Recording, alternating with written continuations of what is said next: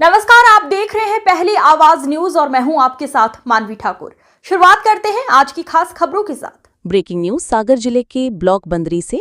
बांदरी सागर मध्य प्रदेश दिनांक 24/8/2025 बांदरी सागर भगवती मानव कल्याण संगठन के संयुक्त तत्वावधान में तहसील बांदरी के ऑडिटोरियम भवन में जिला स्तरीय 24 घंटे का खंड श्री दुर्गा चालीसा पाठ आयोजित किया गया, जिसमें हजारों की संख्या में धर्मप्रेमी जनता, क्षेत्रवासी एवं भगवती मानव कल्याण संगठन के प्रांतीय संभागीय जिला कार्यकर्ता उपस्थित हुए। पूरी बांदरी नगर एवं जिले को नशा मुक्ति बनाने के लिए नगर के प्रमुख मार्गों से नशा मुक्ति सद्भावना रैली भी निकाली गई। साथ ही विभिन्न मार्गों पर केंद्रीय अध्यक्ष पूजा शुक्ला एवं सिद्धाश्रम चेतन अरुणी जी का भव्य स्वागत किया गया।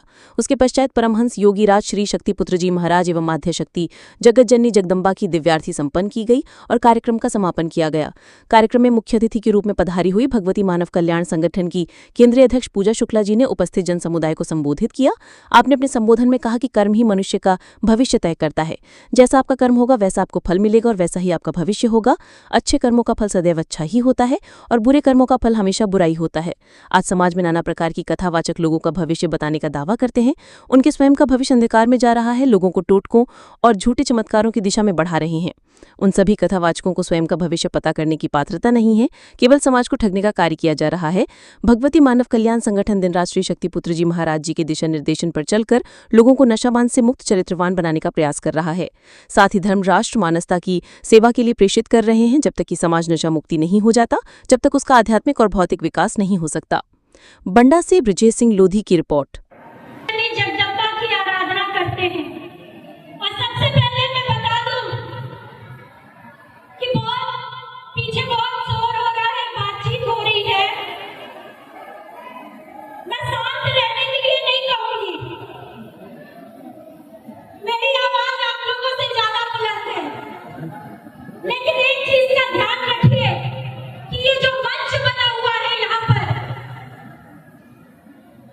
आप लोग घरों में भी साधना करते हैं। निश्चित रूप से माता आदि शक्ति जगतजननी जगदम्बा का और गुरुवर का आशीर्वाद हमें मिलता है, लेकिन जब हम सामूहिक रूप से कोई अनुष्ठान करते हैं और समाज कल्याण की भावना को लेकर करते हैं, तो वो एक अद्भुत आशीर्वाद हमें प्राप्त होता ही होता है।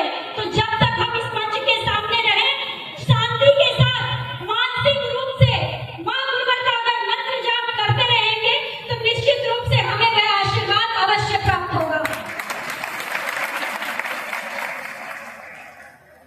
और मुझे पता है कि आप बड़ी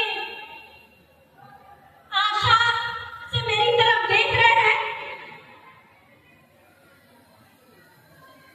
मेरा यहाँ तक आना हुआ तो मैं यहाँ पर उपस्थित समस्त गुरु भाई बहनों को, समस्त धर्म प्रेमी जनता को, सभी को गुरुवर का संदेश देना चाहती हूँ। सभी लोगों को गुरुवर ने अपना शुभ आशीर्वाद प्रदान किया है।